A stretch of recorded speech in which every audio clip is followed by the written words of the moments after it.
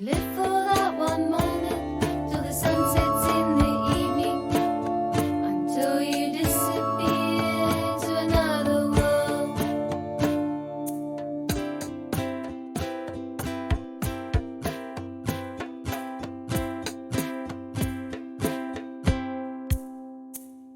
And under your accomplice, life is never there. In any other way, your head is always fuzzy underneath the clouds. Plus you always seem to find your way.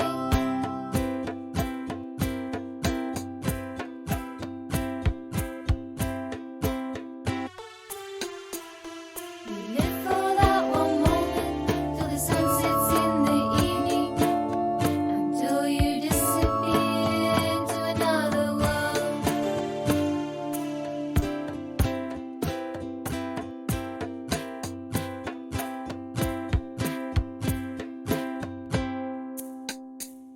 You reminisce your past, but it would never last.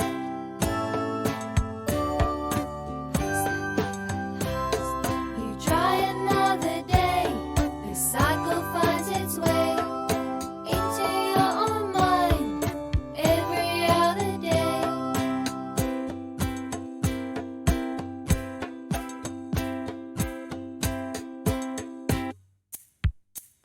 You live for that one moment till the sun sets in the evening, until you disappear to another world.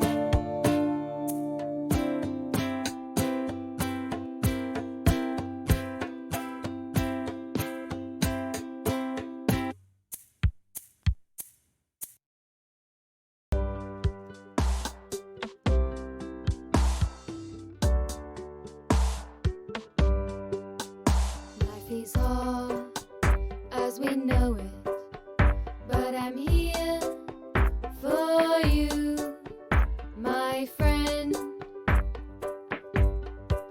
In troubled times we are apart, but I'm here for you, my friend. We used to sit in the park till dark. I loved those days outside with you.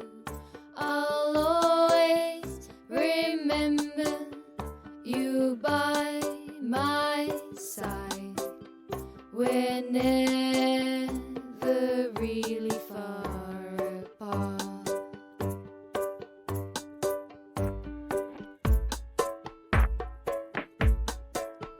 Life is hard as we know it, but I'm here for you, my friend. In troubled times we are apart, but I'm here for you, my friend. Remember now to smile. Remember now to laugh. It won't be long till we meet again. Remember now to smile. It will only be a while.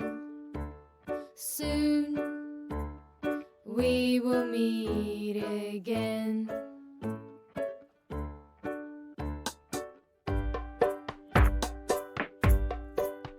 Life is hard as we know it, but I'm here for you, my friend.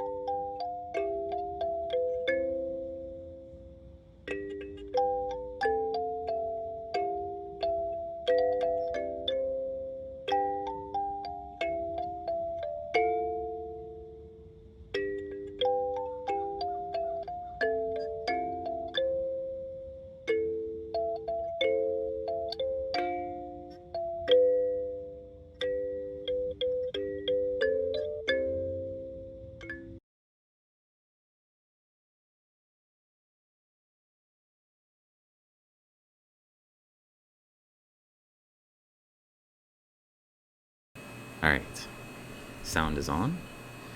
Oh, you like those songs? It's actually made by a friend of the channel. Her name is Mel I Am. I just call her Melly, and she is South African, but she lives in Australia now. And so, in order to catch her, you usually have to be up kind of late, but you're on the Pacific coast, so maybe you could catch her. Or real early in the morning sometimes. But she's here on Twitch and a friend of the channel. And she told me that if I wanted to use her music for anything, I could. And so I'm trying to promote her as best I can. So she doesn't get a lot of huge crowds in there because she usually does stuff with kalimba and the keyboards and sings along. And it's kind of hard for smaller artists to get noticed. So not that I have a ton of people, but I figured if somebody wants me to play their music, then I will. Juke, I make kalimbas, right? In my wood shop. I don't know if you missed that whole episode if you were gone from Twitch when I was doing woodworking streams, but I made kalimba and I sent it off to Hannah Rebecca Music, so you can, if you catch her stream sometime, do you need a kalimba? I can make you one. I would love to make you a kalimba, Juke. We'll talk about it. I'm actually working right now on some musical shakers. So I have 2 of them that are basically ready to go. What's a kalimba? It's a musical instrument. It's that thing that was playing in the sound. Hang on, is this still on? Yeah. I'll see if I can make it play a little bit of that song again. I'm sure you've heard one before. They're very,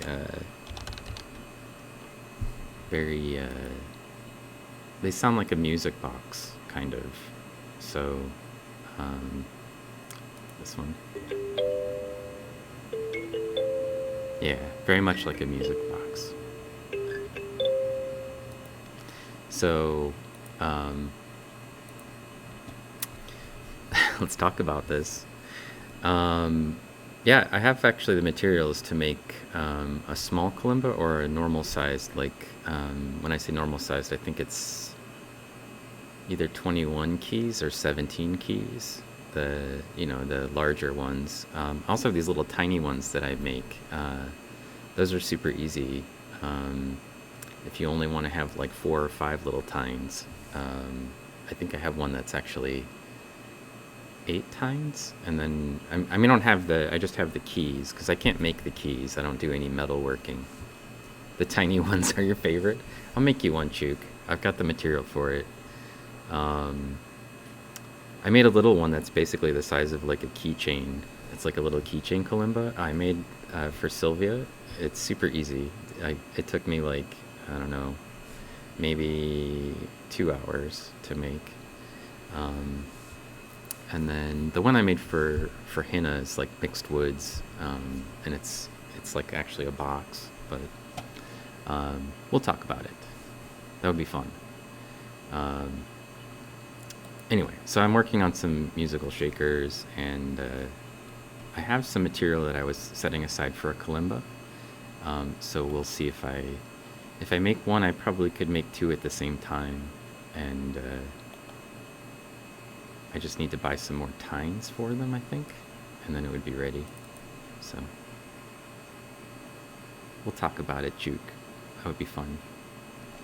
You missed all of my woodworking streams, but I did cutting boards and kalimba, and I forget what else I've made on stream, but I do a lot of woodworking, so I just don't like to share it very much because it's, you glue stuff together and then you gotta wait for, I want to say 6 or 7 hours, and then you can glue some other parts and then wait for 6 or 7. So it's not really something that's easy to showcase unless you're just showing the finishing part, which is sort of what I was doing. So, or I would show like the starting part and the finishing part, because those are the parts that are kind of the interesting to watch. But for Twitch, it's not really very exciting, I think, to show the middle part where it's like wood drying. So, um, today I'm looking at some stuff on the SEM, as I do here, and mostly focused on diatoms. These are some samples that students who are taking my lakes and wetlands class collected some materials for their independent projects, and I wanted to try to get them to see what it was that they were seeing in the light microscope and the scanning electron microscope. So I had them give me their samples after they were done taking pictures of them and everything else. And I asked Mallory to mount them so that we could look at them in the SEM. And she did that for me for these samples on Thursday or Friday. And so we're looking at some material right now from Twins Lake, or Twin Lakes, I guess it is, in Indiana. I've never been to Twin Lakes. I'm guessing there's two of them, and that's why they're called Twin Lakes. But these were collected by a student in my class, Christopher, and he took out the plankton net. He took a kayak and kayaked around on the lake and towed the plankton net around behind him. And then for these samples, that's how we got those. And I have some other samples that are from the Wabash River that were collected by some other students, not using plankton nets, just using milk jugs. And these look like they're going to be okay, so I'm just going to snap some photos. And they have surprisingly similar species in them, actually, so kind of cool to see some of the same plankton in one as you see in the other. Well, it's not very usual, so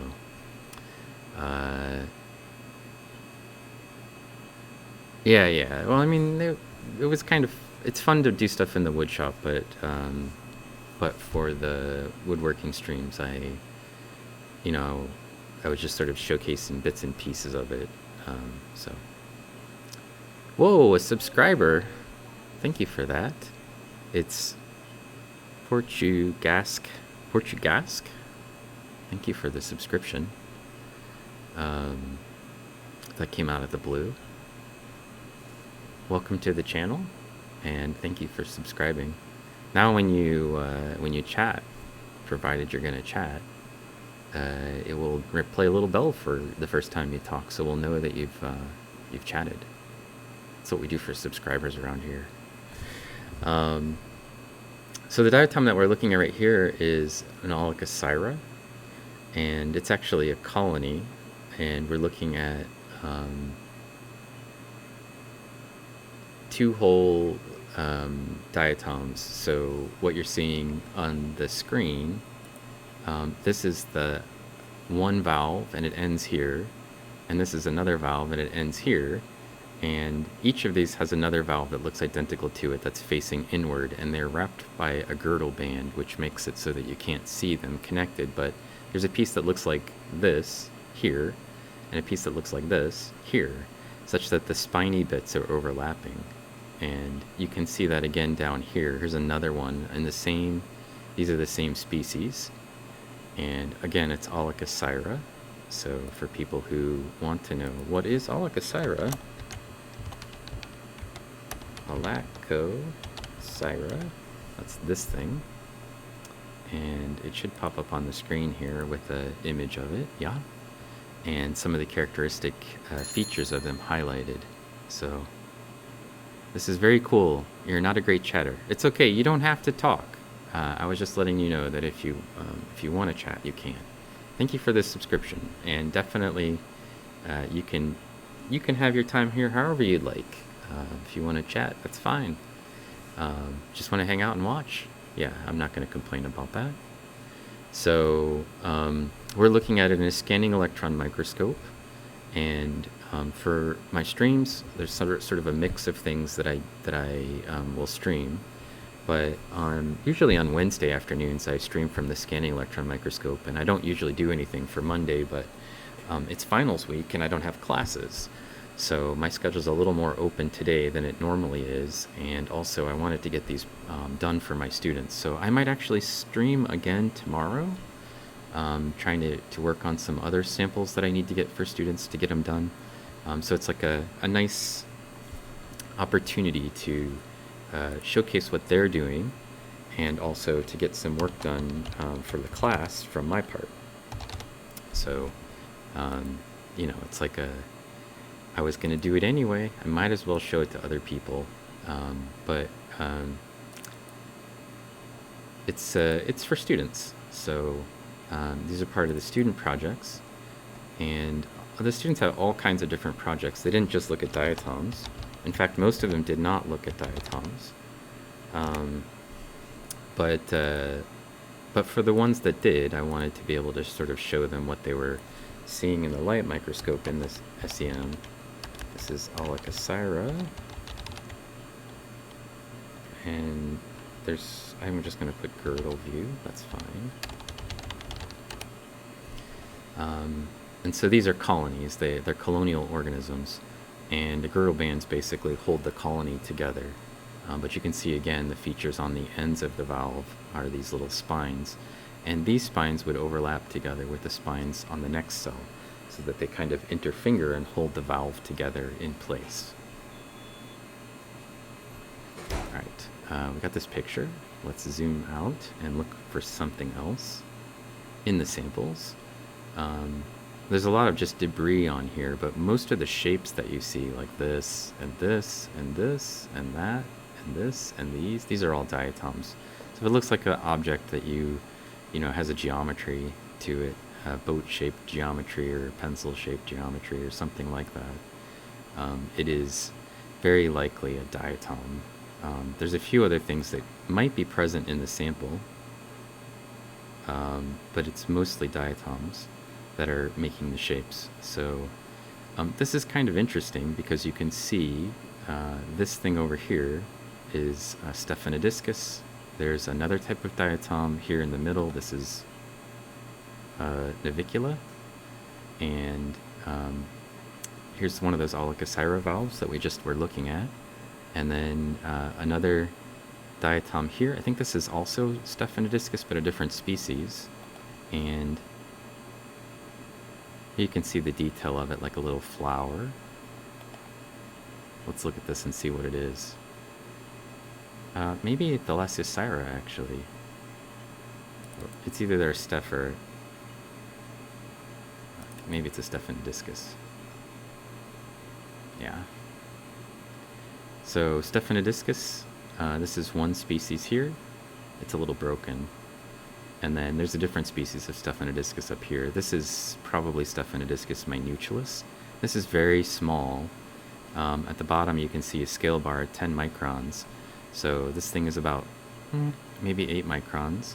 So this is probably Stephanodiscus parvulus / minutulus. Sometimes some people just lump them together under, I think, minutulus. And then there's this thing, which is another Stephanodiscus, and based on its shape and its size, I'm guessing it's actually Stephanodiscus hansia. So, and you can see over here, this is the same one as that one, and this one is the same as that other one. So we have basically this little guy and this larger one as Stephanodiscus that are present. And I thought I saw another thing in here that was a Discostella.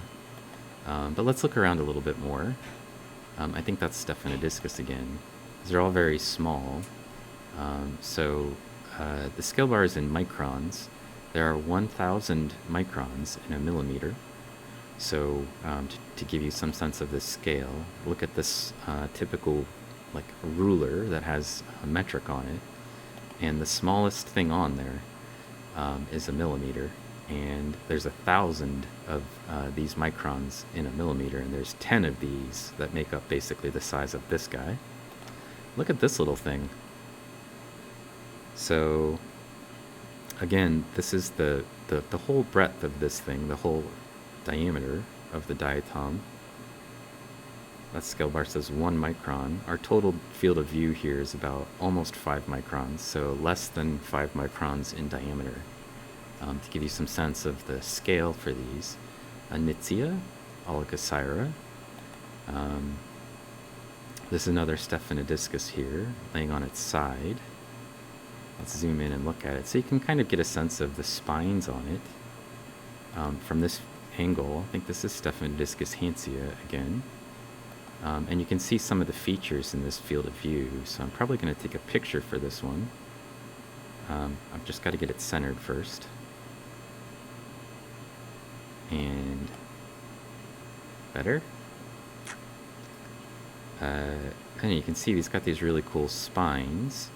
Spines are a characteristic feature on Stephanodiscus, the genus Stephanodiscus, which this is. And then these little openings right here are called mantophotoportula. So they're on the mantle, or the edge of the, if you think of these things as a little bottle cap, sort of. It's on the edge of the bottle cap, like just past the shoulder, where it bends. And they're underneath the spines. So when we're looking at this, you can see the shape of the spines down here. They're long, slender spines. And when it wraps around, because it's a three-dimensional object, and it's pointed directly at us, you can see that the spines are very narrow, and it just looked like a little dot. But that's the same feature, and the whole spine, if we could see what was pointing at us, it would be shaped like this, right? So, and then these little openings that are below it are the mantophotoportula, and there's a number of them going around the valve. There's some over here. You can see them sticking out. They also have sort of a little tube that's coming up. We call that the external expression of the mantophotoportula, because it's on the outside of the valve. So we're looking at something that has defined insides and outsides, because in the light microscope you can't really tell when you're looking at a diatom whether you're looking at the inside of it or the outside of it. But in the scanning electron microscope, it's a three-dimensional object.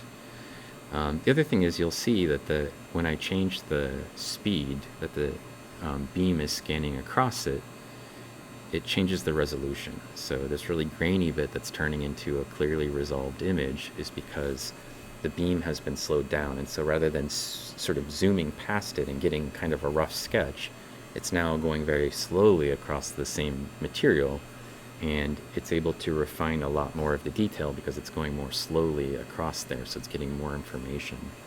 The other thing is, I've narrowed the beam intensity down to 7. If you know what an ultra fine point Sharpie is, it looks like this, right? So it's got this very narrow tip. And if you know what a regular Sharpie looks like, it's like we switched from using a big fat wide Sharpie to one of these.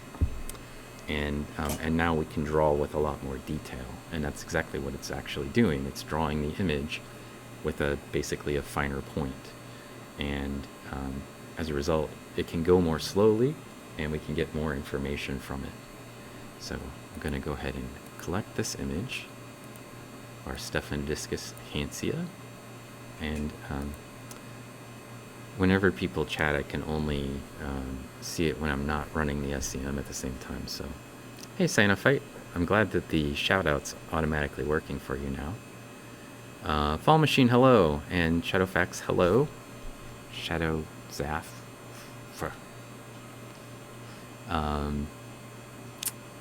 And also, Boba, I didn't mean to leave you out. Also, hello. Sharpie Hype. Yeah, exactly. Is this the one from the puzzle? That's a good question. It looks very similar to the one that was in the puzzle, except for that one was at the Thalassocyra, and this one is a Stephanodiscus.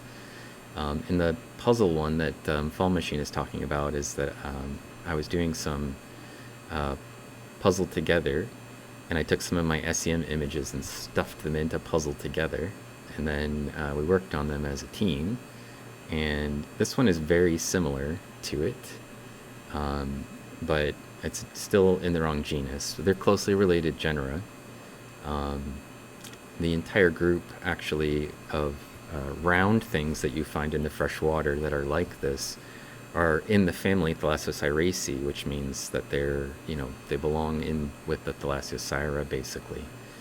But it's distinguished by the fact that The Rimoportula in the Thalassiocyra have this very long tube that sticks up. There's only one Rimoportula, and it sticks way up off of the side.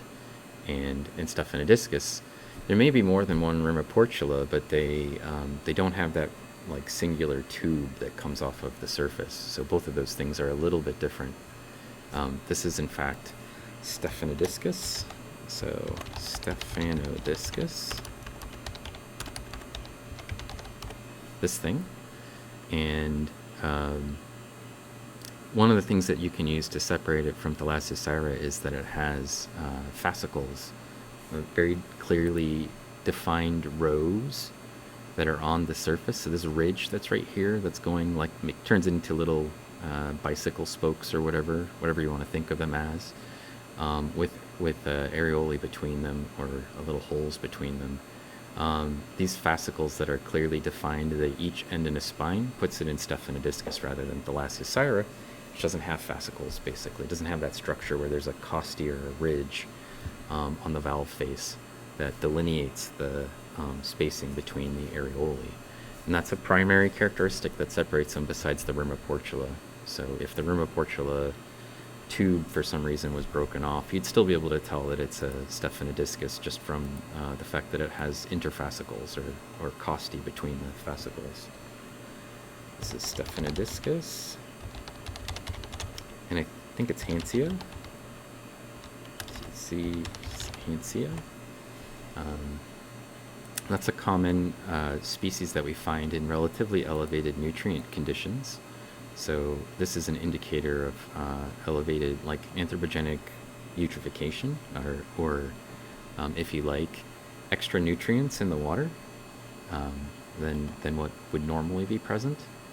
And so the presence of Stephanodiscus usually gives us some indication, at least seasonally. There's some periods where the phosphorus concentrations are higher.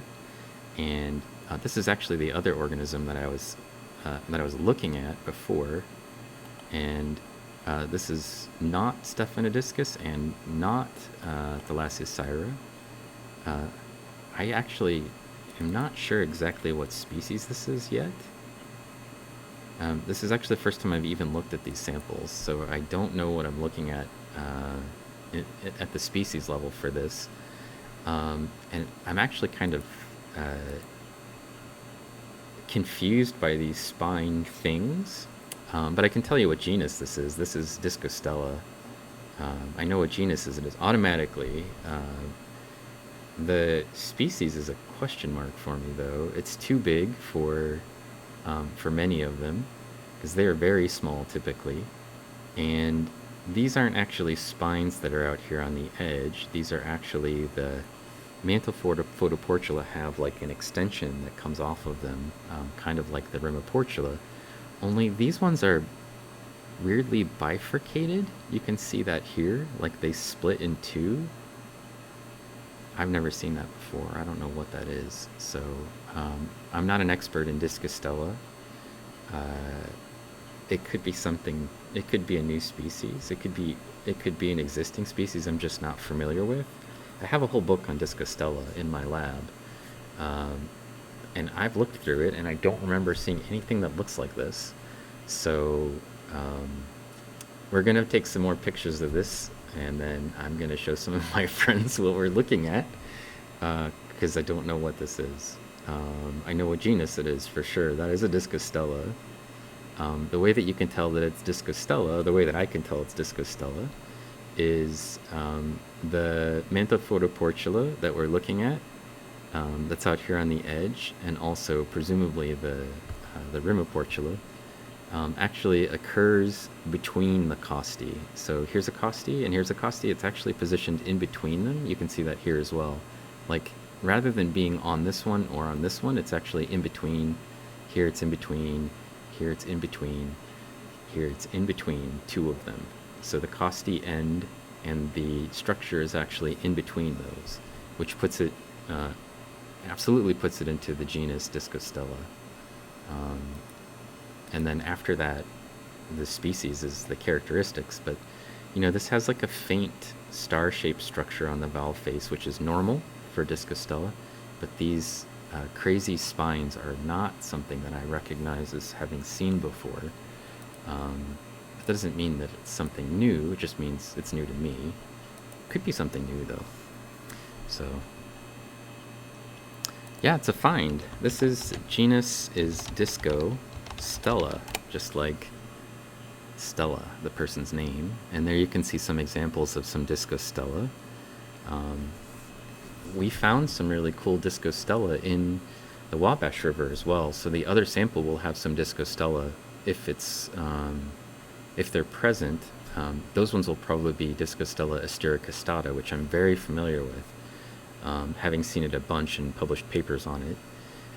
This one, yeah, not something I've seen before. So we're gonna get a bunch of pictures and see if they all have this weird structure. And then I might be taking several pictures of this and sending them off to friends. But we need to get an inside view and an outside view, probably at a minimum a couple of outside views to see what we're actually looking at. And yes, it is, Disco Stella is this little guy in the, I think that's a follower emote. That's Disco Stella astericostata right there. So, not this thing though. I don't know. This is not that species, but it is that genus for sure.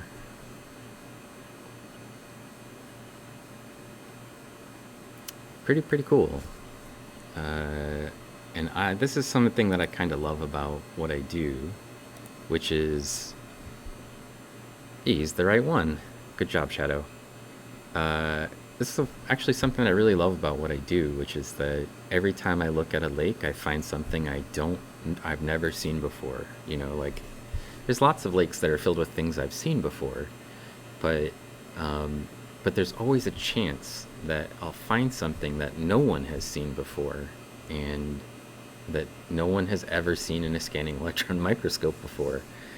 And there's a pretty good chance, actually, in many cases, that you would see this in the light microscope and just think, oh, it's a Disco Stella something, and move on, and not actually ever look closely at it enough to tell, like, that there's something weird about it. But this structure, this is super weird to me. Like, I'm very confused by this splitting, bifurcating tube thing going on here. And we definitely want to get some more images of this. So I did not start today thinking, oh, we'll find something new. I thought, oh, we'll find a bunch of regular things. And we have Disco Stella SP external. But there's always a chance that what you're looking at is never been seen before. That is super freaky. So Alicosira here is a little piece of an Alicosira. This is just the one valve has come off here. This thing is an internal view of that Stephanodiscus that we saw. So if you got this thing in focus, and we can resolve the image, these little things should look a little bit like salt and pepper shaker heads, and this one does. And I might be able to resolve it a little bit better, but you can sort of see that here, that it's got like little dots of little holes, and you can see that up in these ones as well. These are the areolae, the little dots that we saw on the surface. This is the inside view of that same diatom, the little one. This is Parvis or Minutulus. And then this is the valve face photoportula. It's a little opening that goes all the way through, and like the mantle photoportula that we're seeing on the other things, except for this one's located on the valve face. So you can see all the little tiny holes on here. Our current field of view is 74,000 times magnification. So if you really want to get high quality images at that scale, I usually have to play with the settings a little bit. Actually, let's go, where did that go? I saw something kind of cool back here. Oh, there's also one on its edge over here. Here's a diatom landed on its edge. It's like you flip the corridor, And this is a Cyclotella meningiana, or something in that group. It's definitely Cyclotella, but it's landed on its edge. It's like a coin. It's basically like you flipped a coin and it landed on its edge. I'm going to try to resolve this for us, but it's got lots of little spines on it. It's very kind of a stunning looking diatom. Lots of little tiny spines around the outside edge, and then the valve face has like a wave form that goes across it, what we call transverse undulation in science language. Just means it has like a wavy surface in the middle, only in the middle. And then these spines that go around the outside are also usually characteristic of Cyclotella. So this is Cyclotella.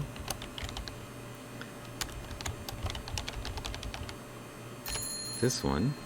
Hey Del, look, I fixed your automatic shout out. How are you feeling? How's the COVID going? We're looking at Cyclotella meningiana. That's actually a diatom. Do I not have that one? I don't have it as an emote up here anymore, but it used to be an emote that you could use. It used to be like a little golden emote. But this is in girdle view, or actually more like 3/4 view of a Cyclotella meningiana. It is also a high nutrient indicator. They like elevated phosphorus, often found in streams, because there's a lot of nutrients oftentimes in stream systems. Let's see what we got for image quality, and then maybe I'll snap a picture. If you're not following my friend Del, then I don't know, maybe you should rectify that. He's a great streamer. One of the people that I first started watching when I got here on Twitch, and when I first started streaming, we were one of a select few of people who were actually using microscopes to stream. So if you like microscope streaming, he's also got a lot of like fun things that he does on his stream. Looks at TikTok videos and plays Half-Life right now. He's working his way through the Half-Life series. And I heard that you defeated Half-Life, was it the original Half-Life, on Sunday. Ooh, that looks good. Look how sharp that is. Alright, we'll take that picture. Little Cyclotella meningiana. You know, generally a the old guard, yeah.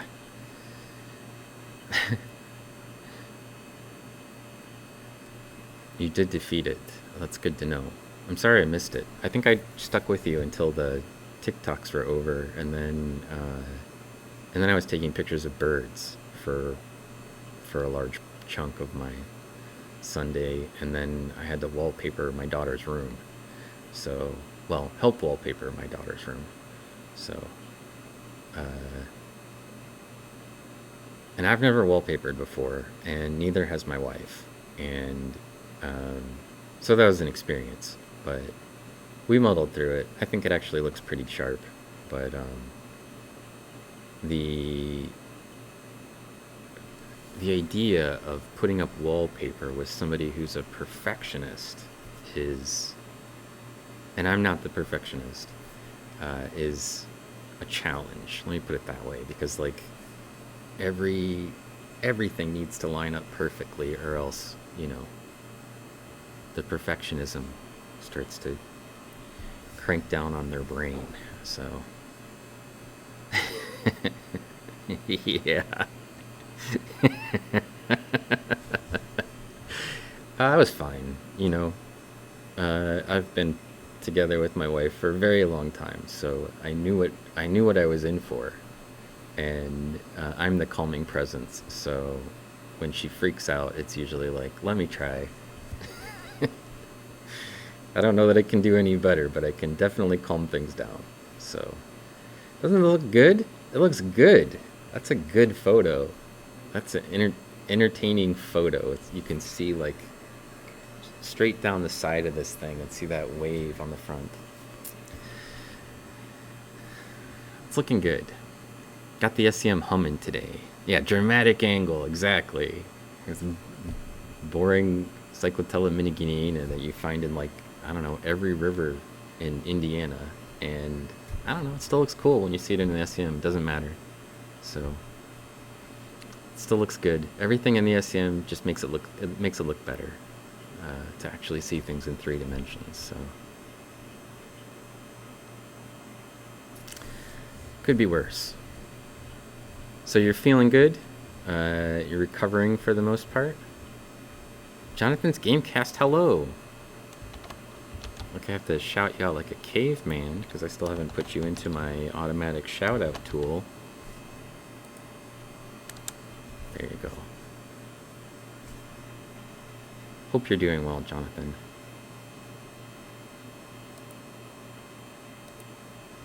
Alright, let's see. This is Cyclotella menigineana.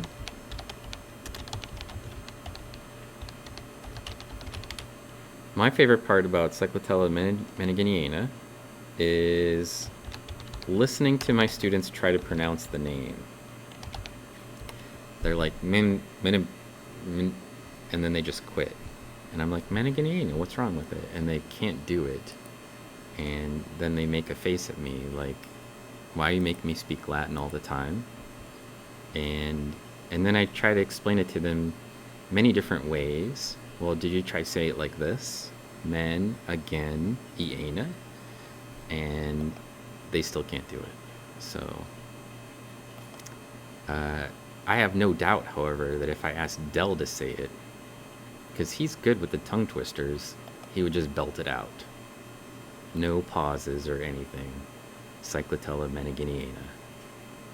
Here's an internal view of Cyclotella menigineana. Since we're looking at it, let's look at it. Or since I'm talking about it, let's look at it.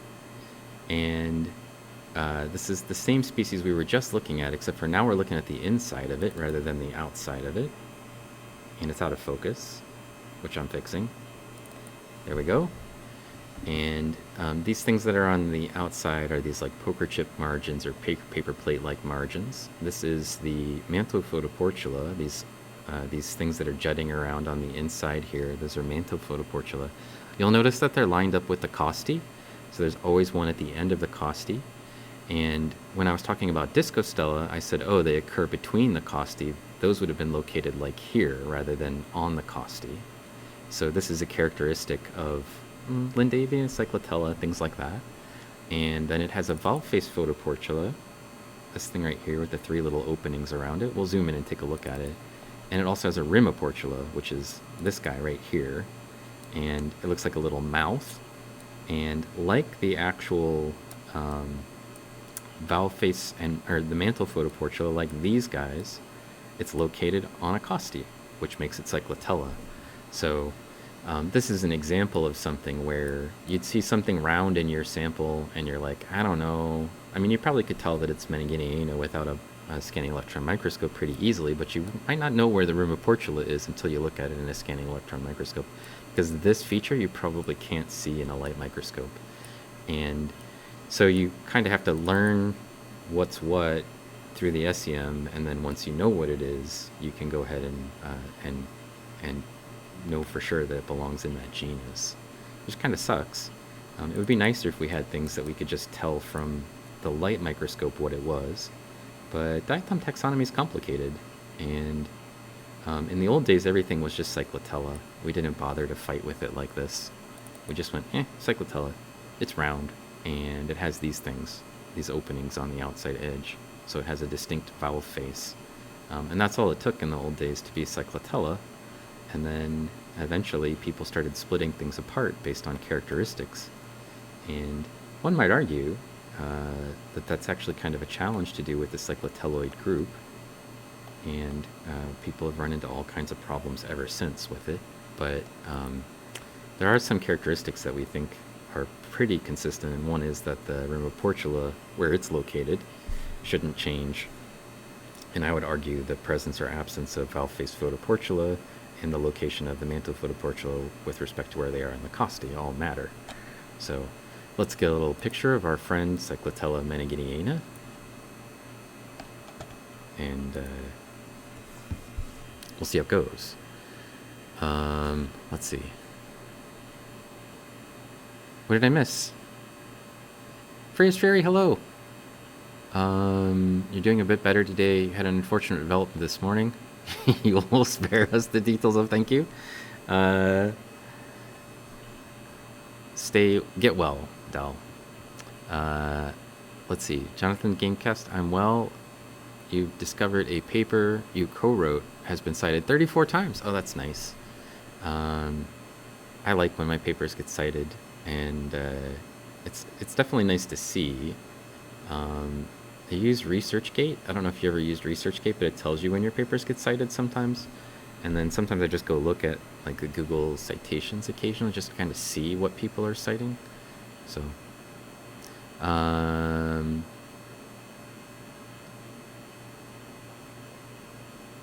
yeah. You can cite yourself. That always works. Let's see. COVID-related shingles. Oh, that sounds really terrible. Orchestra-Ann? Are you a streamer, Orchestra-Ann?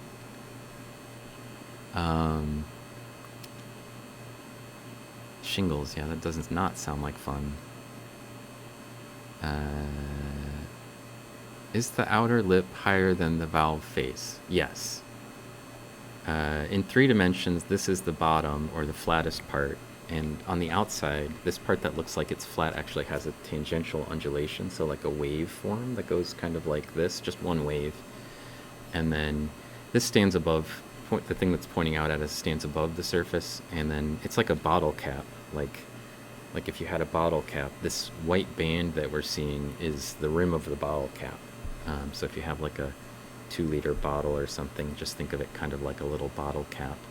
And these things are basically halfway, or maybe a little bit closer towards us than they are towards the valve face.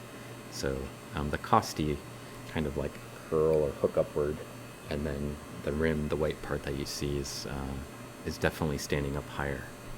You can kind of tell that in the scanning electron microscope. Things that are very bright, or the brighter they are, probably the closer they are to us, like in 3-dimensional space.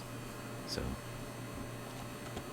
if they're long and skinny or they're standing up at us, you can see them as typically being brighter. This is Cyclotella meningiana with the internal view.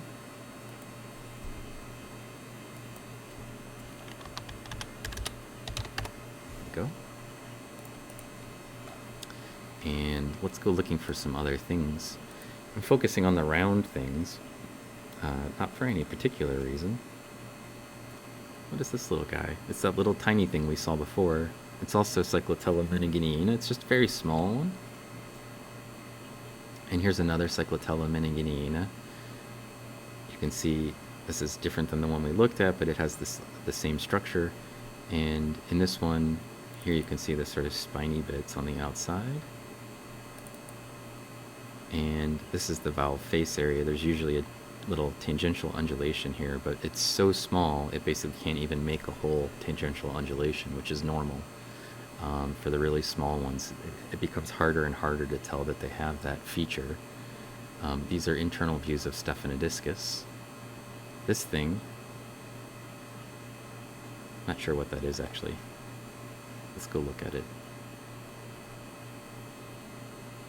Still not sure what it is. Might be a Nitzia.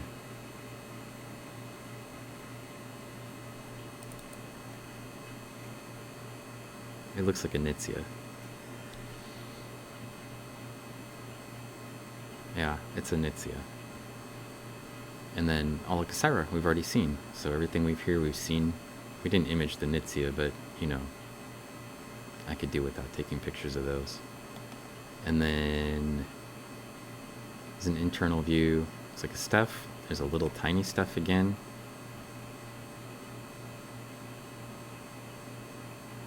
Maybe it's a Discostella, actually. A little tiny Discostella. It's mostly dissolved. And then another Nitzia. Different species. Same genus. All these are a little dissolved. That's probably because the site is slightly alkaline. So I can tell that I've never been there. I didn't do any water chemistry, but the fact that the diatoms are slightly dissolved suggests that they're it's an alkaline system. I heard a little ding from our subscribers, meaning somebody came in who's a subscriber. Hey, Eugen, hello. Give me 1 second. I'm gonna try to get us something to image, and then I will come back and chat with people. I'm looking for our strange Discostella. That's a Stephanodiscus. That's a Stephanodiscus. Stephanodiscus. There's a lot of dirt in this sample, so there's a Nitzia. Just bits and parts of debris. That's a Steph. I'm not sure what this is. Let's take a look at it. It's not Discostella, but it's in girdle view.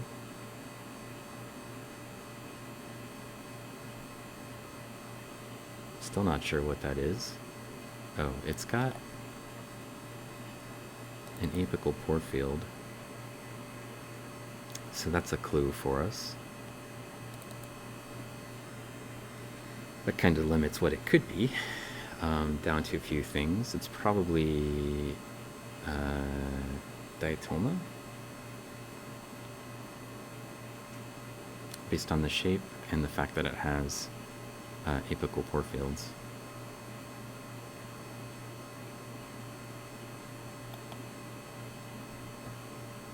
We'll see if we can find one that's in valve view so I can tell what it is.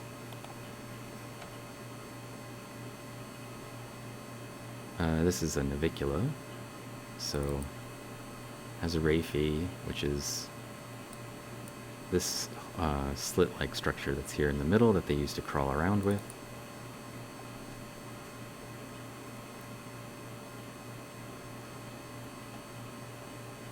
So, since you work from home, Del, and you have COVID, they don't just expect you to keep working? That's nice. I mean, you're already isolated, but probably not feeling great all the time. What's this big guy? Hello? Looks like Melisira.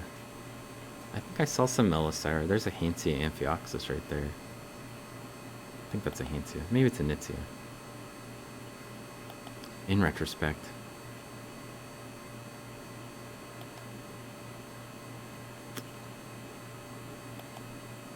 Oh. This is a little... Are these Cerarella?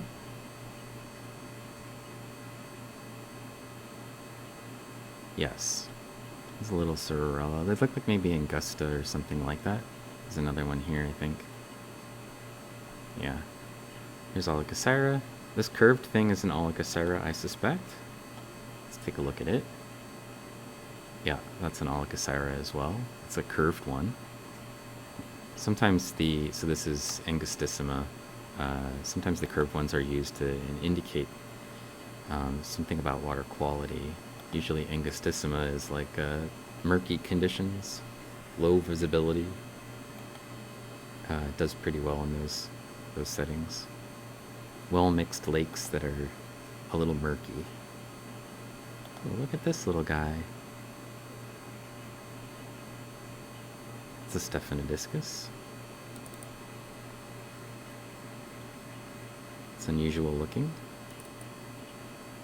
I think it's just a morph of one of the ones we saw before. Spines look really nice, though. All right.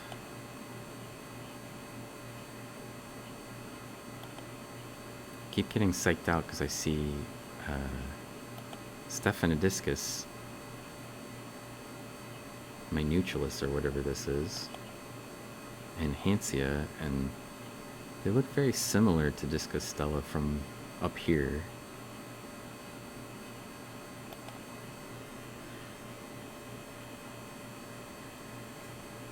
Suppose I could zoom in a little bit.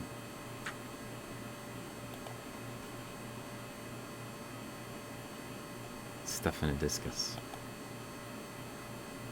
That's also Stephanodiscus. That's Cyclotella.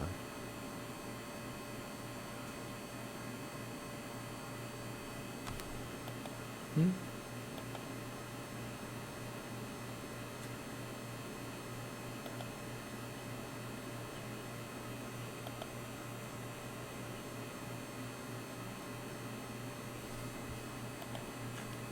Aloxyra. Here's a Cerurella. Nitzia. This one's also a Nitzia. That's a Stephanodiscus. Here's a Nitzia. That's a girdle view. Stephanodiscus.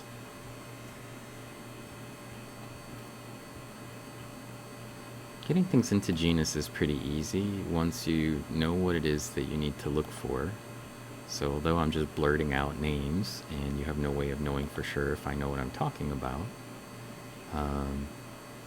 generally speaking, like Melisira, for example, I can tell from the fact that it has this big rounded shape, and also I've seen it in SEM quite a bit. These little openings here on the side, another diagnostic feature of Melisira. And then I thought I saw Gomphanema in girdle view. Yeah. Some sort of Gomphanemoid.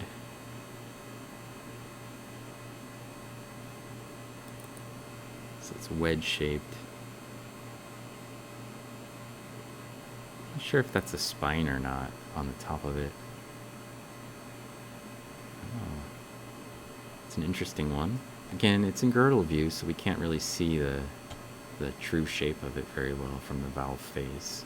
But I can tell that it's a wedge, so it belongs with the Gomphanemoids. As a group, there's another, this is Melisira. See, there's a colony.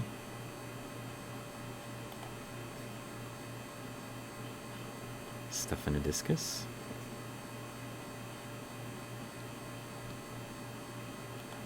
What's this thing?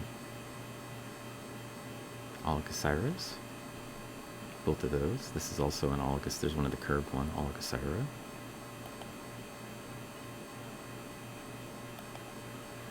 The sample could go on for quite a while.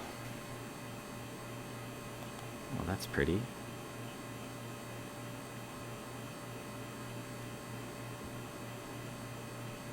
All the spines are missing.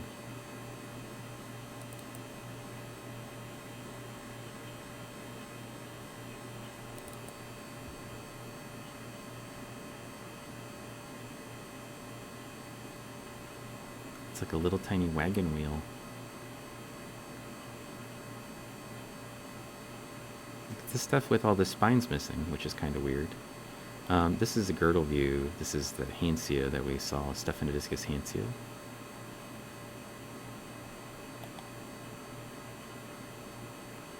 We saw sort of this view of it before.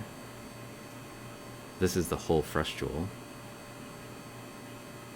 There it is. And this is Alochosira.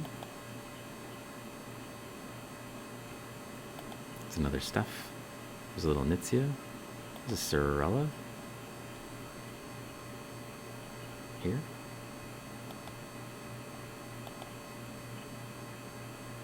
This is a Fragillaria.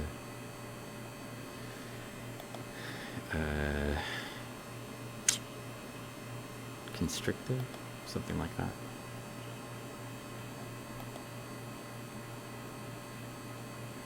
Mesolepta. Yeah, that's what it is.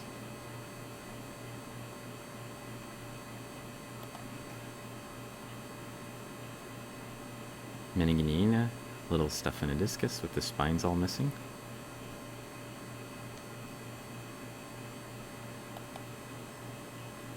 Once you spend a little bit of time looking around, it's basically a lot of the same stuff. Most of it's round, a couple of different sized things. Most of these are sort of deeper water indicators. They're things that float in the water, plankton, drifters. And you can see that there's a whole bunch of different sort of sizes of them. but more or less the same kinds of things. And that's pretty common in deeper water, where I'm sure that this was collected. You tend to get an increase in plankton, but also you tend to usually see lower diversity because the types and numbers of habitats are fewer in the surrounding area. So there's not a whole lot of places to attach to. If you're an organism that lives an attached lifestyle, you probably will have no place to live. And so you only see stuff that's attached in those deeper waters if they became detached by wave energy or something like that. Let's take a look at this Stephanodiscus. It's probably Parvus minuculus, something like that, or medius maybe. It has a lot of spines for minuculus. Stephanodiscus. I can come back. Looks neat. E. Woodruff 4. I'm way back here. Something about a toothbrush. Let's see.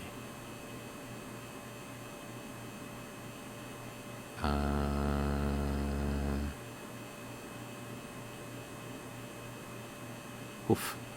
That did not sound good as Orchestra Ann.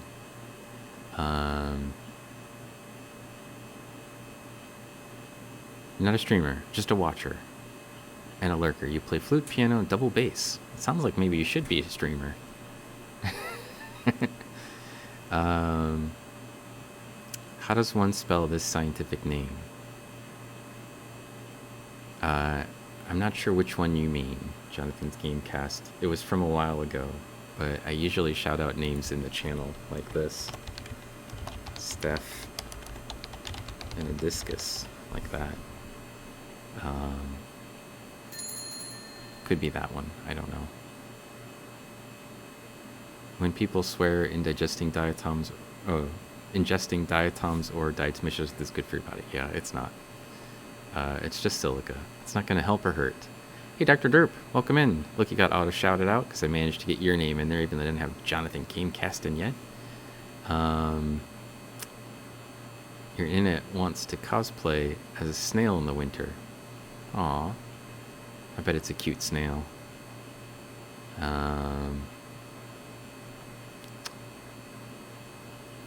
This is Ethan, who's in the other room from me. I suspect you know way more about... Oh, you're talking to Orchestra, okay. Thank you for the follow, E. Woodruff. You're a tough Scottish lass from Glasgow. Oh, excellent. I hope that the shingles passes quickly and isn't as painful eventually. If every man had an SEM, they may have discovered the wheel much sooner. I mean, probably the wheel's a more important overall tool than the SEM.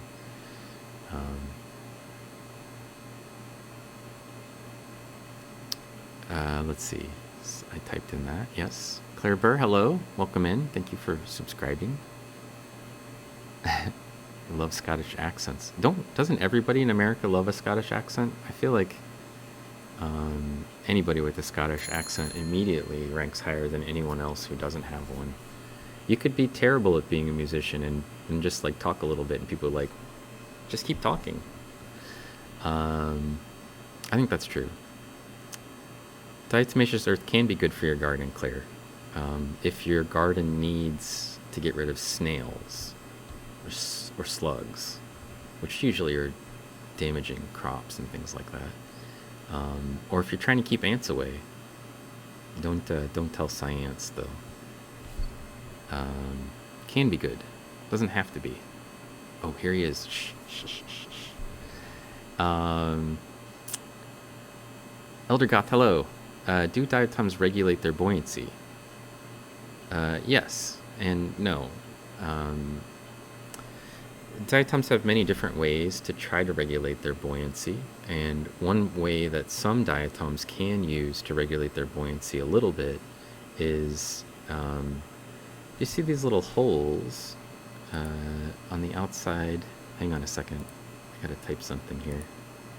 Stephanodiscus.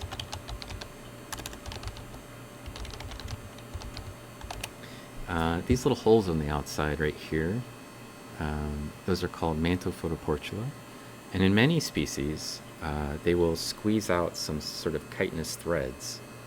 And so when you see them in their living phase, it looks like they have little spines or extensions sticking out from the valve. And they use that to slow their descent through the water column, kind of like a parachute. Not a very effective parachute, but it can use it to regulate their buoyancy a little bit. They are probably never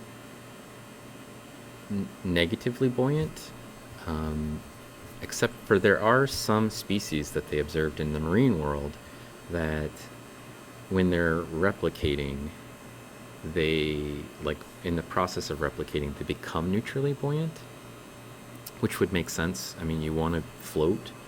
And they can probably do that because they're generating oils, or they are potentially intentionally making some sort of gases inside of their valves to make themselves neutrally buoyant so that they don't sink out of the water column, because their skeletons are silica, and so the density is basically almost 3 times that of water.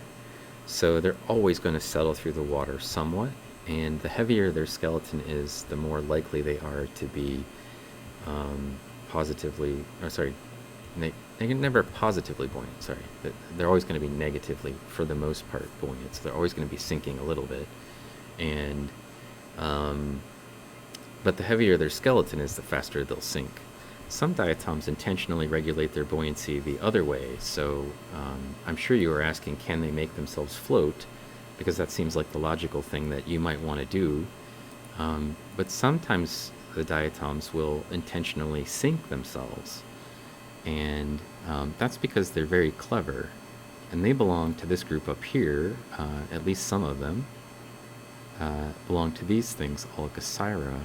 They live in long colonies, but they only like to be in the water when the water has high nutrients for them, because they have very high silica and usually phosphorus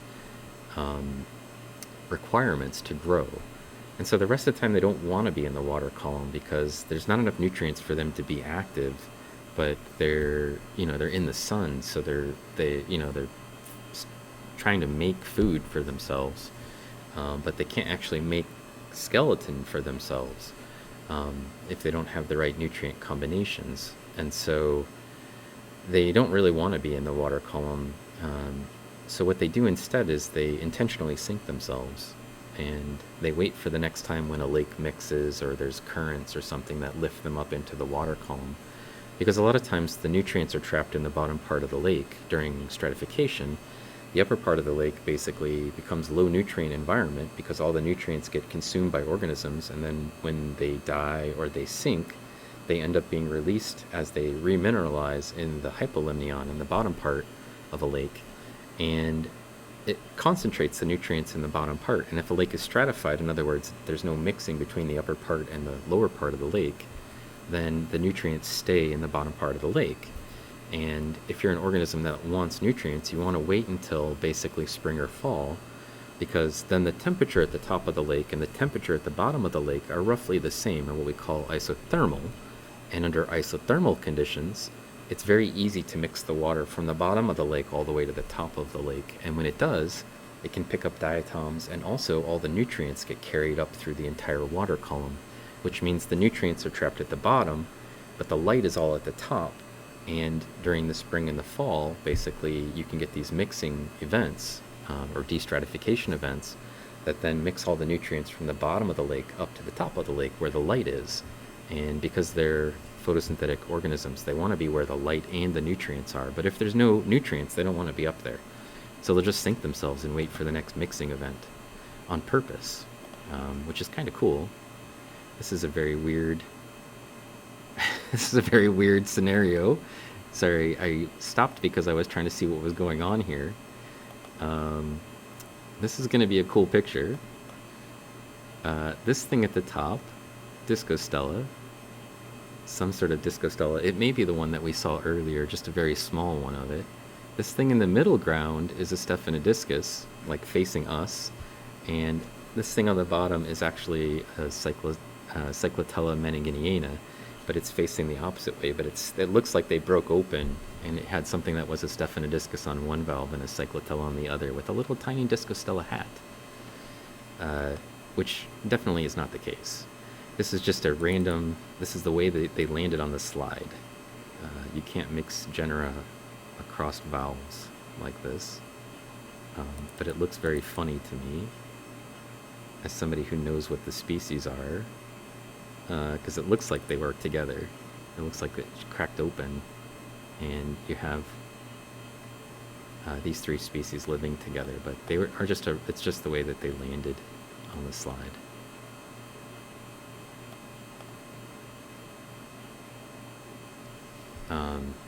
But I really like the composition of that. You can see inside this one very clearly. You can see the outside structure of this, and you can see that one very clearly. And that's award-winning right there to me. That's a nice look. I'm going to actually stop and maybe I'll take a longer picture of this one so I can kind of chat a little bit.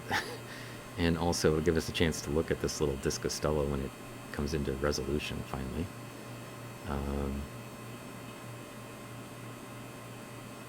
Sorry, on my side, you can't tell, but on my side it's fixing the auto brightness and the contrast right now.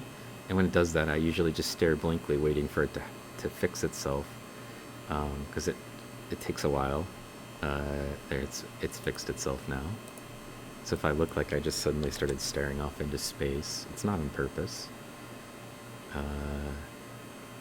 I'm trying to make sure things look good before I try to take a picture. I think this will work. That's a pretty one. Needs to be fixed up. All right, Science Streams is here. Sorry, I was going on and on about buoyancy for a while. And I should say that if you're not following our friends Science Streams, you also need to rectify that. They are streaming every day on Twitch. They don't just look at ants. They do science communication of all different types, and art, and do a little bit of gameplay. It's a team of people who work at Science Streams, Balint and his wife Lita, and great science communication. So you should definitely give them a follow. I see that they're regularly bringing in like 40, 50, 60 people now, so they're easy to find. They should be near the top of your list unless you just watch the big people stream. Chuklo's a Scottish accent. There you go. Hi friends, hello. Ants are interesting and all, but I have woken up to far too many ants crawling on me to actually like them. Anytime I get crawled on by any insect, I immediately freak out by it, try to get them off my body, but I don't take it out on the ants. They're just trying to live their best life. Look, there's Hannah Rebecca Music. Welcome in, Hannah. How are you feeling? In your stream, you seemed like maybe you were a little sick. Hopefully, you're feeling well, and you're liking our stream here in the middle of the day on a day I don't usually stream from the SEM, but it's finals week, so welcome in. They got stung by a fire ant in Florida. Yeah, fire ants are not good to get stung by. But as we were talking about when Science was here on my stream, which was last Wednesday, so less than a week ago, I had him here. We were looking at ants on the SEM with an ant expert here to answer my endless barrage of questions about ants, and some from the channel when I felt like looking up and reading what they were writing. But that was a great stream, and you probably want to just go back and watch the VOD, because I thought it was both funny and entertaining, and I learned a ton, which I always do when I watch other science streamers on Twitch. So even if they're not scientists, even if they're just doing science content, I usually learn something from them. So you found out that you're allergic to them. Yikes. Let's see. You're doing all right. I'm doing fine. I'm I'm not even the least bit sick. My hair's a little messy. And I had a PhD proposal defense this afternoon, and I've got another one on Wednesday. So, I mean, those are exhausting for everybody. And Tuesday I've got class presentations, but otherwise I'm free. So I might stream again tomorrow. I got some more work that needs to get done.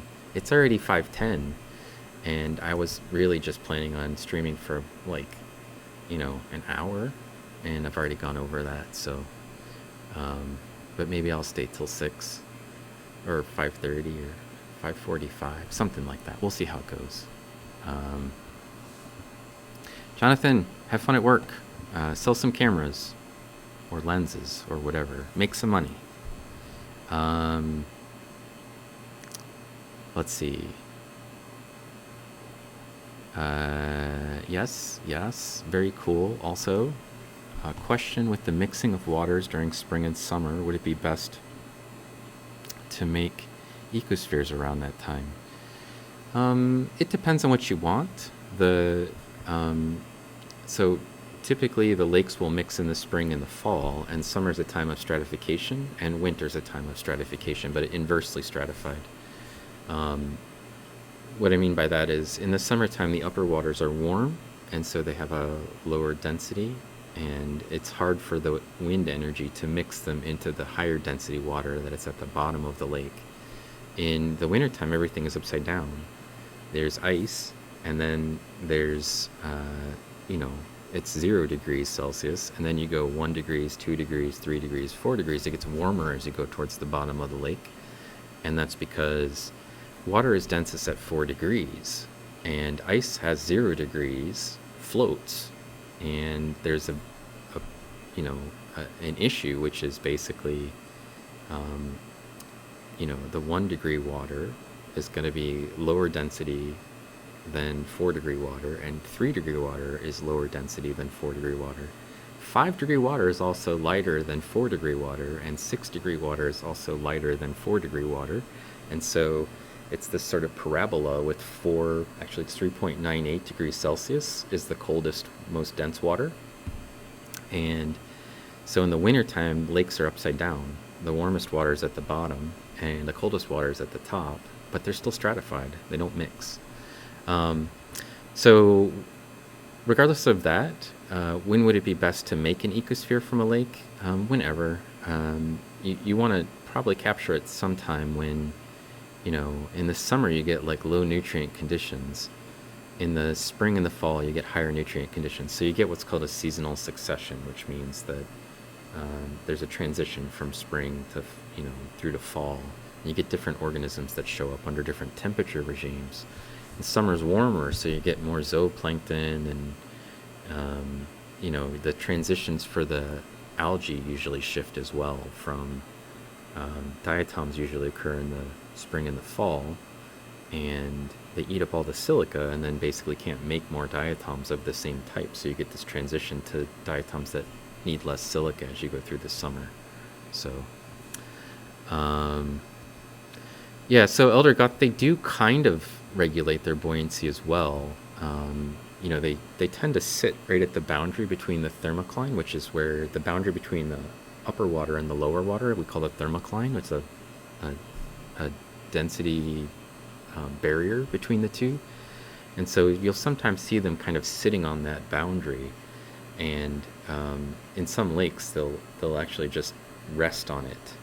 That it's almost like, the difference between water and air is a density difference or viscosity difference, and there's a similar density difference between very warm water and very cold water, such that if you're a very small organism, you might actually be able to rest on that surface.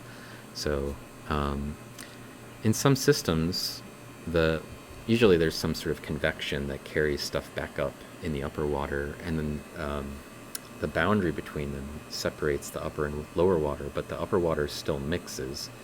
And so, because there's wind blowing across it, it just doesn't mix all the way to the bottom.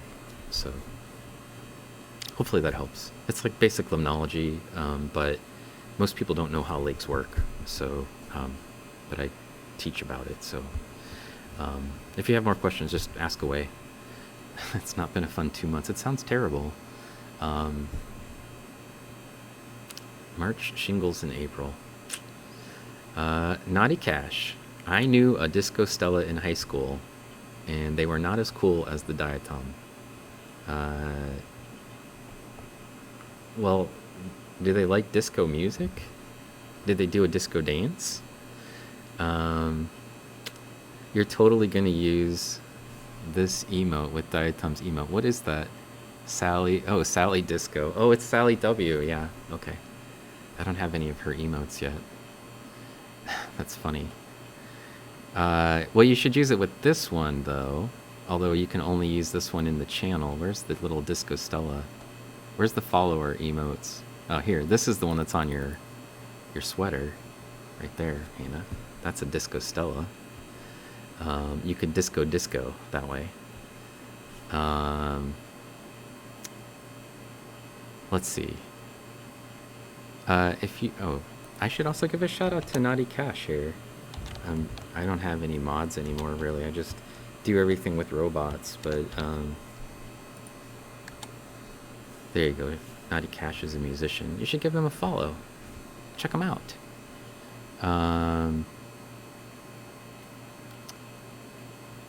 Yeah, streaming every day is crazy. As Hannah realizes now, she's been streaming every day for the last, except for that weekend, every day for like, what are we on, 18 days now or something like that? And also Mel I Am, who is the musician whose music I was playing at the beginning of the show here, she's streaming, she's on day 40, I think. And the fact that they're counting them, I think, makes it even more daunting. If you just did it, it would be one thing, but then you got to count it. It feels like, it just gets heavier as it goes. So, and then, like, I guess if you made a commitment to do it every day, then you can't just, like, blow it off one day if you don't feel like it. So, good. Zintaus, hello. Welcome in. Yeah, it's like finals week for students. It's a tough one, but for me, it's an easy one. Time does fly when you're streaming, especially when I'm on the scanning electron microscope. Also, look at this image. Isn't that awesome? Look at that. Would you look at it? I did a good job with that one. I like that picture. This is what I usually call family portrait time right here. This is a family portrait. This is a little family portrait. Got a little bit of everybody in it. They all look good. They all wore their best dress clothes. This one's got a little bit of clay, but otherwise looks very handsome.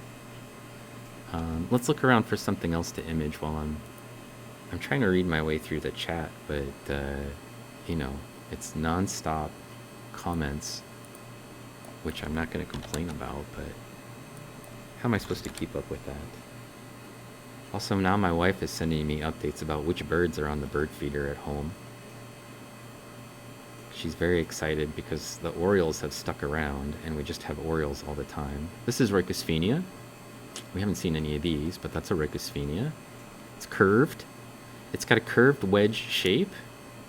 Ricosphenia, just like the song that Hannah wrote for us. And Alicosira and Stephanodiscus. And I'm looking for an internal view of this. And we found it. This is Disco Stella. This is the internal view of the Disco Stella that we were looking for.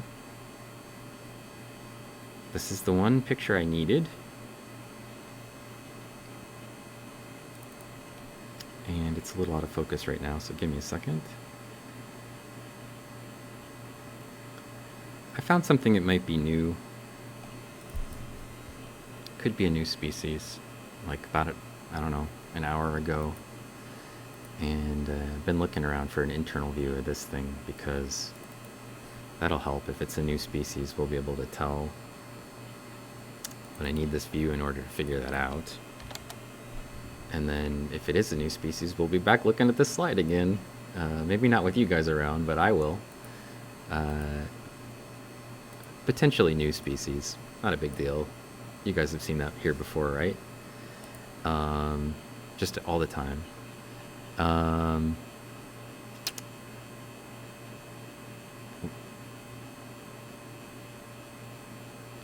She turned into the Diatom Disco Stella. Oh, in Scotland, it's 10 p.m. right now. Oh, that doesn't sound too bad. Sometimes I'm up super late watching streams. Hannah starts like super late right now. She likes to start like, I don't know, midnight my time. So if I want to watch her stream, I've got to stay up until like 2, 3 in the morning. It's a good thing I don't have anything important to do anymore. A lake is just a body of water to me. Lakes are actually just, if you want to think about them this way, inside the earth there's a groundwater table, which is where the rainwater has collected and filtered through the soil, and it comes up to a level, and like literally if you just scooped away the earth with a giant bulldozer down to where the lake would normally form, the surface of the lake is actually just the groundwater table. Like in a lot of ways it's just what happens when you dig a hole. Only nature dug the hole for the most part. Lakes are more like a surface expression of the groundwater table with the earth missing. Think of it like that. Hopefully that didn't blow your mind.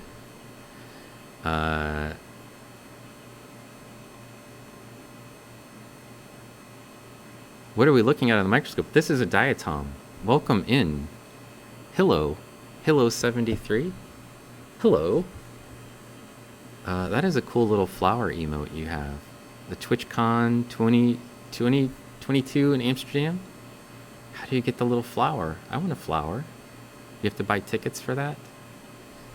We're looking at a diatom. It's a type of algae. This is from a lake sample that was collected by one of my students, Christopher. And this is from Twin Lakes in Indiana. Nutty Cash, out of curiosity, what drew you into diatoms in the first place? I didn't even know what a diatom was until the year 1998. I'd never heard of them.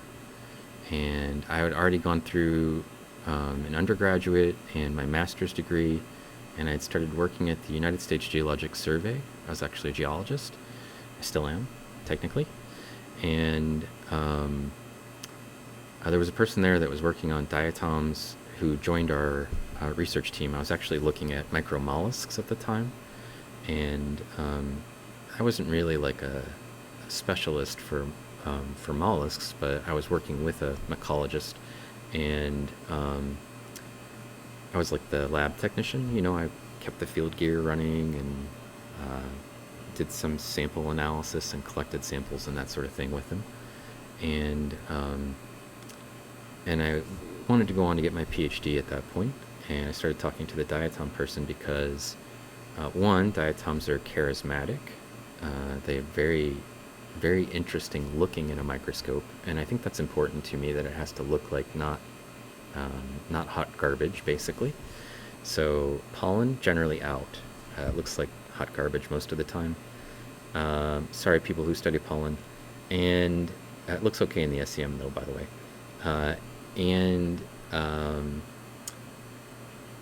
I needed something that would be super useful for reconstructing environments of deposition or environments of water environments. And I didn't want to work in the marine realm. I wanted to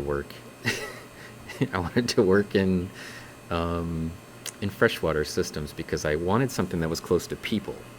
I wanted to be able to reconstruct what was going on right where people were. And so my plan was to try to find some organism that would work this way, and I had it narrowed down to, I was thinking I would go into studying ostracods, which look like little jelly beans. We see them sometimes in the light microscopes when we're looking at living samples. Actually, I've never had ostracods on the SEM before, and I should probably rectify that here. But they look like little jelly beans, and so I thought about them, and then I applied for PhD programs to work with either diatomists or ostracod people, and I got fancy scholarships from two places to work with two different people who study diatoms, and I chose Nebraska. So, um, but I'm very happy with the decision because I feel like there's an endless number of things you can do with diatoms in analyzing them and in taxonomy. And so there's a lot of like a range of things that I can use them for. And also, I still think that they're very charismatic, even after all this time. So that's sort of how I got interested in it. It was basically like I was looking for a tool, and somebody introduced me to them. And my one of my colleagues at work, Lisa, who I was very close with, also started studying them, and she had a very unfortunate accident with her baby that caused her and the baby to die, and um, and I was very like unsettled by that. But like I dedicated myself also in part to like trying to do it sort of in her name. I mean, I was doing it for myself, but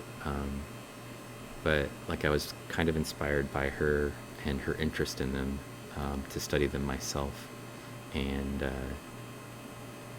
I mean when I stopped working at the USGS, she was still around, so she passed away while I was doing my dissertation. So anyway, so those are sort of things that inspired me to study them. And then once I sort of got involved with them, you know, they're so cute. How could you not continue working on them? And my wife also studies diatoms, so you know, she doesn't put herself on the stream very frequently, but she does the same thing I do basically. So it's like my daughter's probably sick of hearing about them. I don't know. Maybe she likes it. Hard to say. But these weird little projections that they have. That's that Disco Stella again. I'm trying to find one that's like the one we saw at the beginning, where the projections were very clear and obvious.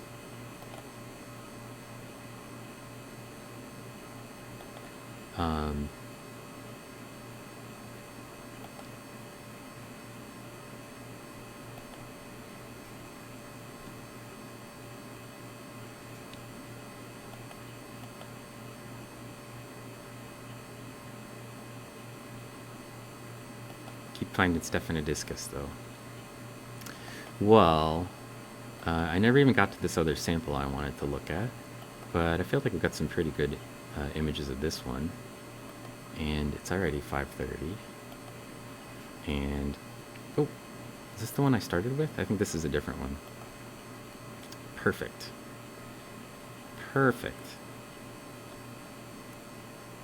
A second one with the weird little trumpets sticking out of it.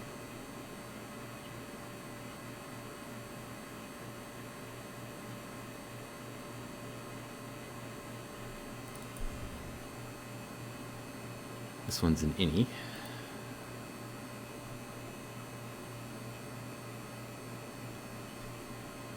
Ugh. It's a little bit of a line going across it, though.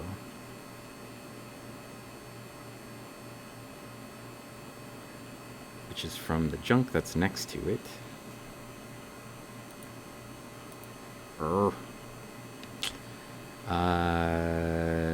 We'll just keep looking, I guess. There's bound to be another. This is the perpetual problem with the scanning electron microscope, which is there's always another one somewhere, and if you just keep looking, it may never end. I mean, there's so many samples in these materials that we could look through. Actually, what was that? What the heck is this thing?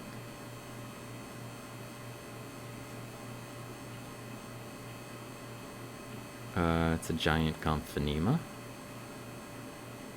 Well, maybe not giant. Normal size gomphanema. That's a very weird looking one though. Slightly broken.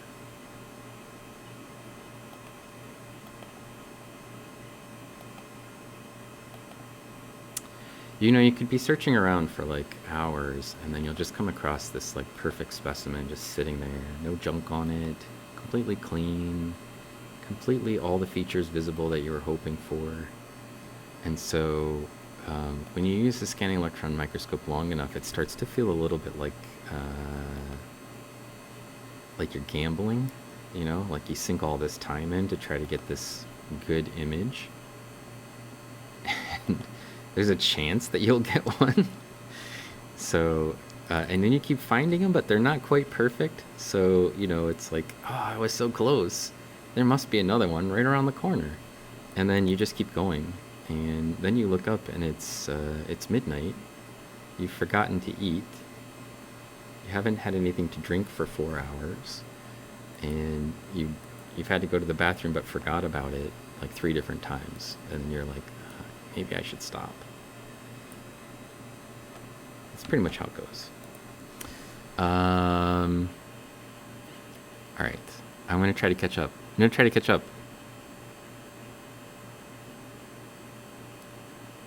Oh, you have 2 robins coming to your bird feeder. Okay, cool. I have a bunch of orioles and a bunch of rare birds coming right now because we're in migration season. So you have to take your meds soon and probably fall asleep. Cool. Thanks for hanging out with us, Orchestrian. You don't need to justify it. Whatever. I always blow your mind. I don't know what I did. My mind is blown when I contemplate how vast the universe is, including microscopic. Oh yeah, when you start looking at little stuff. Diatoms not hot garbage. True.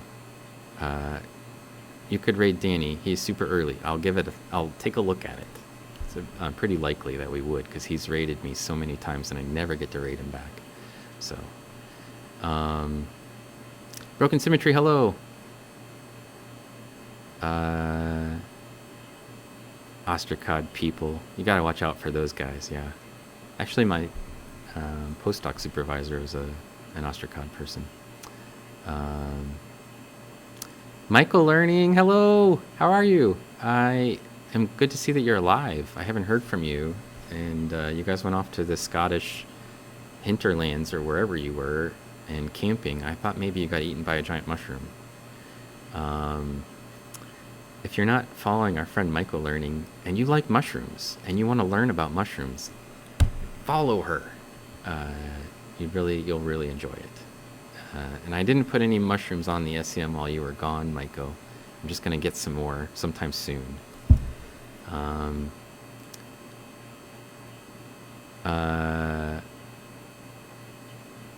Let's see. Do you think microscopic organisms are sentient? Like, do they understand what they are? No. Definitely not. I don't think so. How does my research differ from ours? Oh, she works in different areas than me, but I'm more of a taxonomist than she is. So, like if she looks at something and she doesn't know what it is, she usually asks me to look at it, and I can tell her. And if it's something new and it needs to be described, I have to do the describing part because she doesn't know how to do any of that part. And similarly, when it comes to like when I'm working on something and I need some statistical analysis done, then I ask my wife, can you do this? Because I don't know how to do it. And she does it. I know how to interpret it, so like she can do the statistics part and then just hand it back to me and I'll be like, oh, I see. But like the actual like program math, making good decisions, using the right setup things, like, you know, transforming the data the way you should. She just does all that stuff better than me. I'm sort of like the graphics person and she's sort of the statistics person. So we make a nice team when we need to work together. But have I made a Diatom coffee table book? No, but I've made a bunch of calendars. And I could make them into a coffee table book pretty easily. Yeah, I'm always forgetting to eat. That's the truth. You fended off the giant mushrooms. Excellent.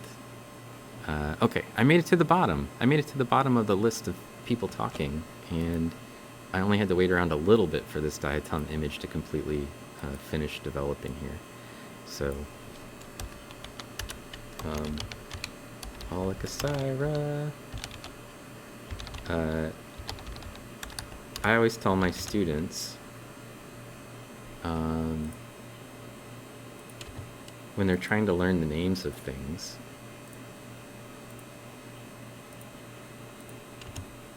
that Alakasira sounds like a magic spell that you would cast. You know, like if you had a magic wand, you could be like Alakasira, kind of like Open Sesame, or I don't know, Alakazam maybe, somewhere in between those two, really. It is like a magic diatom, though, but that's what I usually tell them, to try to get them to remember these things and make up something that sounds fun. It's still Latin, though, so there's only so far you can go with Latin, you know?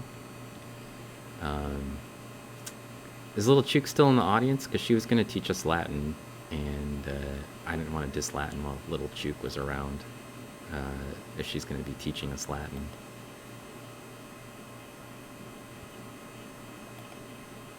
Sometimes people have a hard time learning the Latin names, that's all I'm saying. And so I try to make it fun for them. As fun as I can, anyway. Stuff in the discus. It's always the same things in this sample.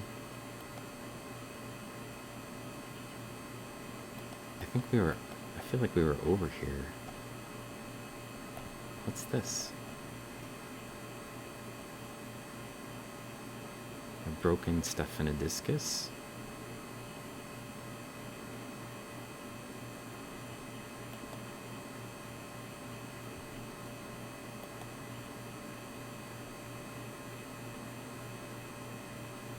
I keep seeing things and I think, oh, that's probably what we're looking for.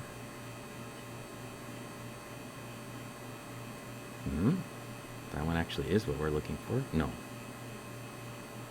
That's still stuff in a discus. Well, it's a nice one, though.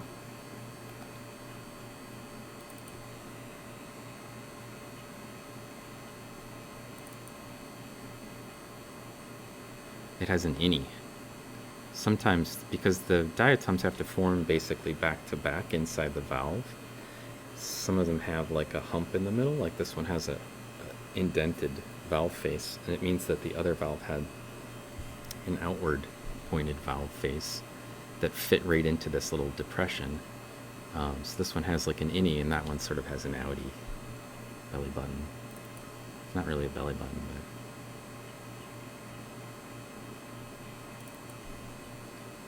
we should take a poll.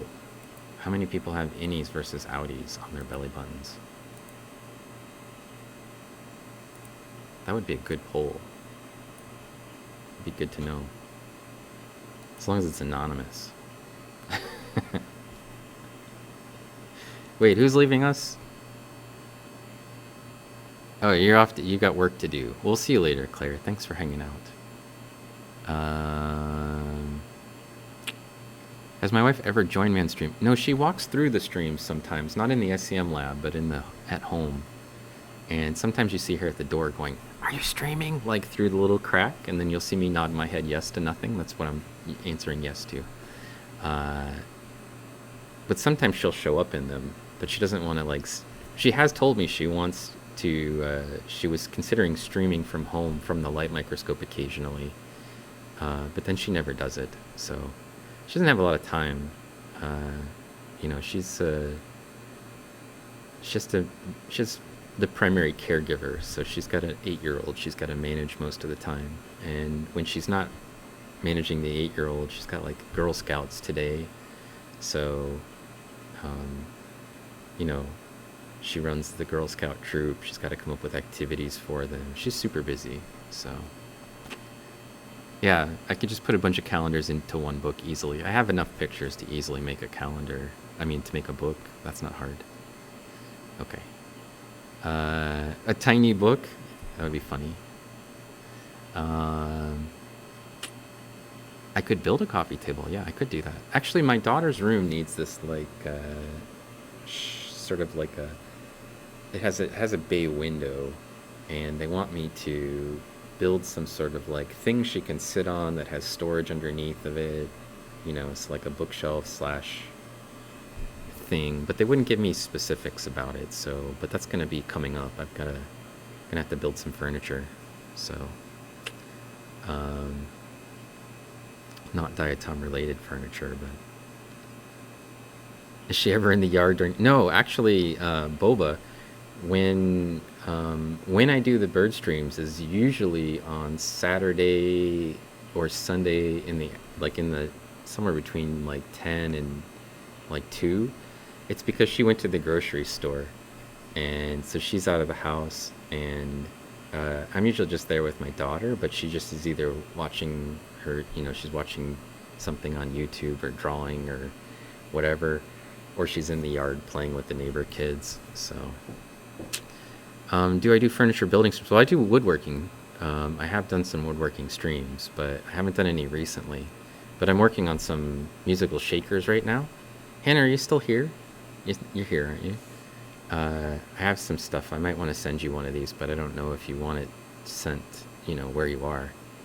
But I have one of them almost done. So, and the other one's going to look identical to it. So, I don't know if you want to have both of them. One of them's kind of like got louder things in it than the other, or that's what my plan was. So, yeah. But I do sometimes stream woodworking. I have it set up so that I can do it. I just, it's about whether I feel like it's going to be something interesting for people to watch or not. So, and we were talking about it a little bit earlier. I have this issue where I don't want to have to like glue wood together and have people watch me gluing wood together. But like when you're making stuff that's made out of mixed woods, that's basically what a large part of it is just like gluing wood together and then cutting the wood a little bit and maybe gluing it together again. So that I don't think is interesting for people. From my point of view, they don't want to watch wood glue drying. So if I feel like it's something that I could do, people could watch me being active and not just cutting straight pieces of wood, then I probably would stream it. So I might try to get a couple more of the shakers made, and then if I have them in different stages, I might do a stream where I am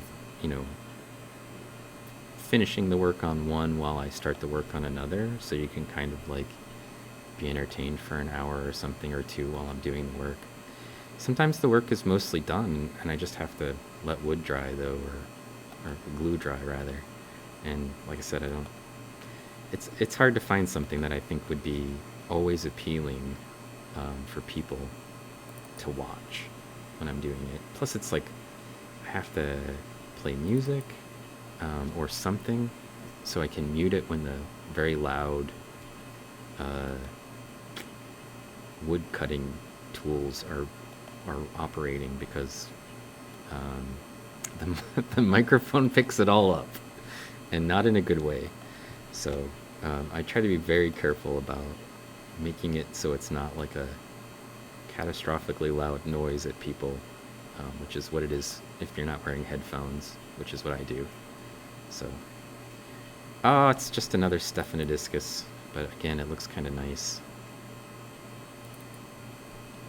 Well, I have another stub here that I didn't get around to, so I probably will try to stream tomorrow. Or at least I'll work on it tomorrow, and maybe I'll stream it for you guys. If I'm in here, there's no reason not to, unless I'm also with a student and the student doesn't want me to. That's a cockanice. That's a diatom that lives on macrophytes, like plants, around the margins of lakes. And we're off on the edge of the stub a little bit. Sometimes it gets a little thinner out here. There's another cockanice. We'll just zoom in and try to get one good picture of a cockanice.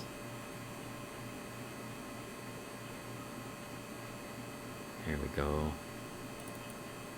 And you can see some of the detail. I'm going to rotate the image. So I need to turn it about 30 degrees.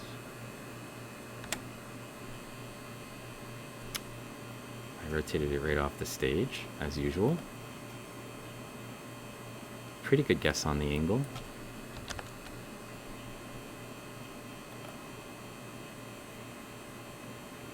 This is Cockanice. It's a monoraphid diatom. On one side it looks like this, on the other side it has a raphe, and it attaches with the raphe usually to some sort of plants that live on the margins of lakes or rivers. And this is probably Cockanice lineata, but I can't tell from this valve. You can see the detail. They're like little tiny slits, but they have slightly wider ends on them, like fancy drawn slits. And this doesn't have a raphe that runs down the middle, but it does have a sterna where the raphe would go if it had one. But the monoraphid diatoms, they make a raphe and then they fill it in with silica on one side. So there's no raphe on this valve. The other valve would have a raphe, which it would be able to use to crawl around with.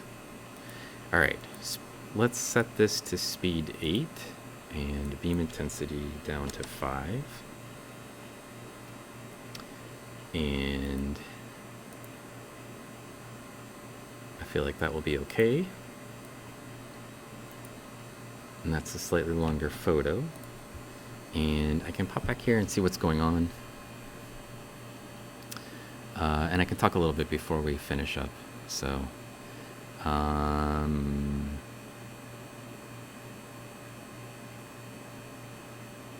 yeah, hello, I just stream whatever I think is interesting, and usually, like during the weekends, it's like birds. Sometimes during the week, it's birds. If the moon looks particularly interesting to me and the skies are clear, I do sometimes just point my camera at the moon. Sometimes there's lightning storm, thunderstorms, I will just stream the storm. All of those, I just don't talk very much during the stream, or sometimes I don't talk at all. When I do birding streams, I put the microphone out in the yard, so you can't even hear me talk if I was talking. You just hear the birds, and then I just move my camera around taking pictures of the birds and showing people really close-up views of all the birds on the feeder. Similarly, when it's thunderstorms, I just point my camera like out a window or out the front porch. So sometimes I actually take pictures while we're streaming of either the birds or the thunder. Hey, it's the thing I'm taking a picture of below me. And then woodworking sometimes, whatever. But I also do a lot of microscope streaming. So it's nice that you're enjoying it. It's nature usually. A little bit of art. Sometimes I do some photo editing. Sometimes I do my daughter draws or plays Minecraft. But woodworking is so cool. I've always been jealous of people who could do it. I feel it's important to find a hobby craft in which you can master and express your creativity. I just learned how to do it on my own. And you can watch YouTube videos and figure out a lot of stuff. And it really just requires buying the equipment. You can learn how to do most of it easily, I think. And the stuff that looks really amazing is actually simple. It's just, you have to get over your fear of like gluing pieces of wood together, and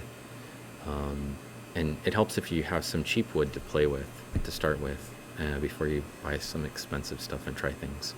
But I think it's easy to do. Yeah. Oh, Hannah just gave a huge list of all my stuff. Whittling. Yeah, I've never actually done any whittling. That actually feels like it would require some skill. I feel like running tools is more like just making decisions about the thicknesses of things, and it's not as challenging as it looks. So,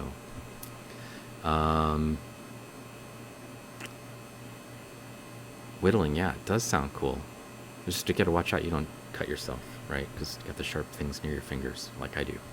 So that's actually my whole time when I'm streaming and I'm doing woodworking. I'm thinking, please don't cut my finger off during the stream. You know, I don't want people to see my finger go flying. So, Digital Dave, hello, how's it going, Dave?